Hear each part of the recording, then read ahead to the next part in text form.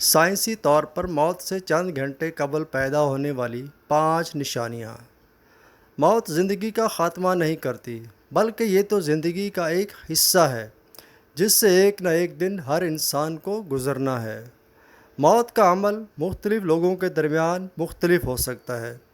جب لوگ مر رہے ہوتے ہیں تو جسم کا نظام آہستہ کام کرتا ہے، دل کی دھڑکن ہلکی ہو جاتی ہے اور دوران خون کے کم ہونے کی وجہ سے دماغ اور باقی اعضاء کو کم آکسیجن مل پاتی ہے، جس کی وجہ سے وہ صحیح طور پر کام نہیں کر پاتے۔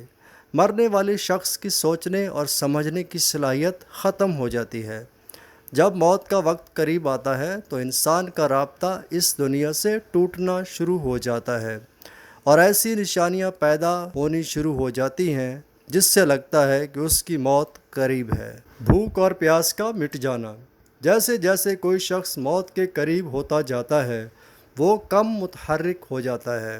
اس کی وجہ سے اس کے جسم کو کم توانائی استعمال کرنی پڑتی ہے اور اس کی بھوک اور پیاس میں کمی آ جاتی ہے جو آہستہ آہستہ ختم ہو جاتی ہے۔ ایسی صورت میں مرنے والے کے پاس موجود شخص کو روئی کی مدد سے اس کے ہونٹوں کو پانی سے گیلا کرنا چاہیے۔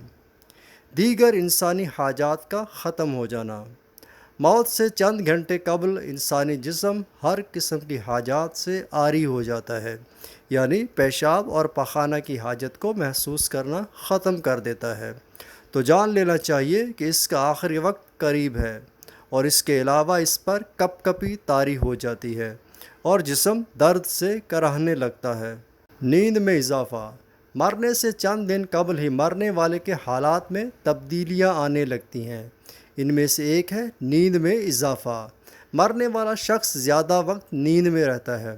اس کی بڑی وجہ اس کے میٹابولزم کی کمزوری ہوتی ہے، جو آخری چند گھنٹوں میں ایسے ظاہر ہوتی ہے کہ جیسے مرنے والے پر بے ہوشی طاری ہوتی ہے۔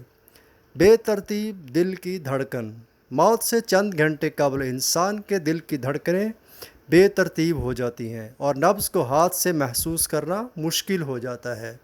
یہ اس بات کی علامت ہے کہ اب ان اعضاء کا کام پورا ہو چکا ہے اور جسم اپنی آخری منزل کی جانب روانہ ہونے کی تیاری کر رہا ہے۔ جسم کا درجہ حرارت۔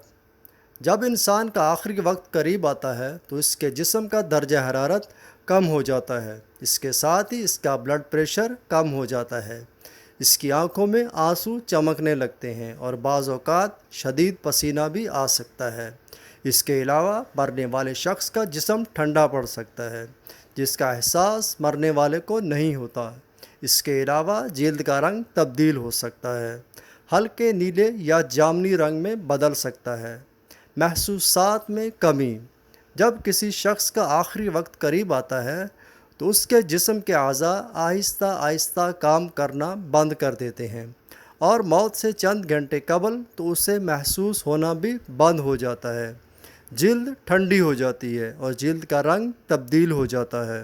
سانس لینے کے انداز میں تبدیلی۔